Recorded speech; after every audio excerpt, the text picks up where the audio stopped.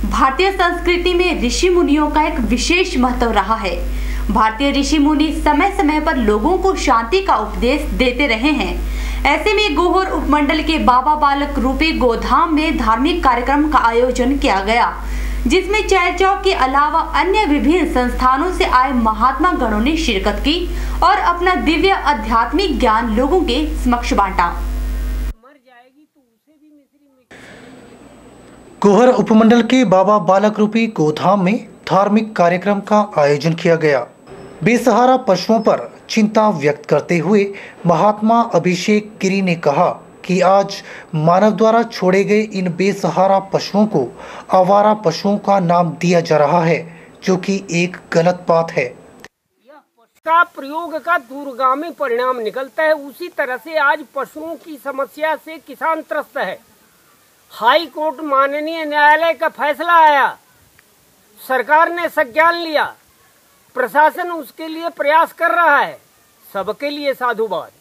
लेकिन उसके लिए जो शब्द प्रयोग किया जा रहा है उन पशुओं के लिए कि आवारा पशु फसल खा गई, आवारा पशुओं को इकट्ठा करनी है, इस पर हमें एतराज है। यह पशु आवारा नहीं है, यह बेसहारा है, यह निराश्रित है, यह प्रताड़ित है।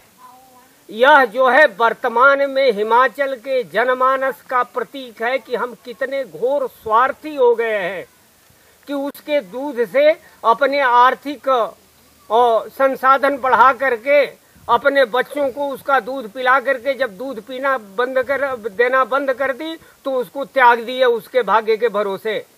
वह बेसहारा है, हमारे स्वार्थपरता की प्रतीक है, वह हमारे संवेदनहीनता की प्रतीक है, वह जो है दया की पात्र है, उसकी रक्षा होनी चाहिए। उन्होंने गौ रक्षा के ऊपर बयान देते हुए कहा कि आज मानव की मानसिकता खत्म हो चुकी है और गौ माता को लाभ के तराजू में तोला जा रहा है। ऐसे में लोगों को चाहिए कि वे अपनी मानसिकता को बदलकर हिंदू संस्कृति को अपनाएं।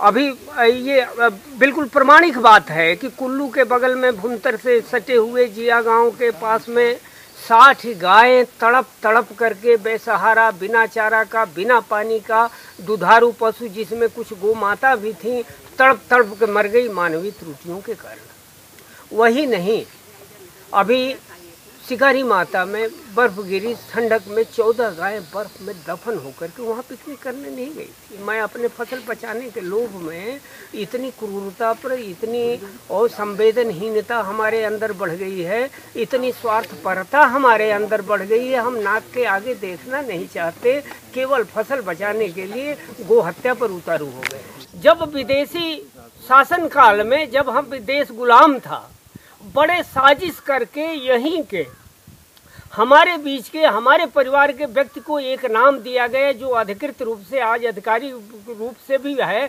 आदिवासी। आदिवासी का लिटरल मूल अर्थ क्या होता है? आदिवासी माने मूल निवासी और बाद बाकी बाहर के वासी। इससे क्या होगा कि अगर दोनों को एक दूसरे से तोड़ना होगा तो बड़े आसानी से तोड़ा जा सकता है। और उसका प्रमाण है कि पूरे हमारा आदिवासी हमारे संस्कार से, हमारी सभ्यता से, हमारी संस्कृति से, हमारे धर्म से, हमारी परंपरा से, सनातन व्यवस्था से अलग होकर के आदिवासी क्षेत्र जो। इस कार्यक्रम को सफल बनाने के लिए जहां चैल चौक के विभिन्न संगठनों ने भरपूर सहयोग दिया, वहीं बाबा बालक रूपी मंदिर में चाय पान के साथ खिचड़ी की भी व्यवस्था की गई थी, जिसका भक्तगणों ने जमकर लुत्फ उठाया। इस विशेष आयोजन में क्षेत्र के सभी वर्ग के लोगों ने खिचड़ी के साथ साथ भक्ति रस का खूब आनंद उठाया। के चैनल के लिए गोहर से हरीश चौहान की रिपोर्ट।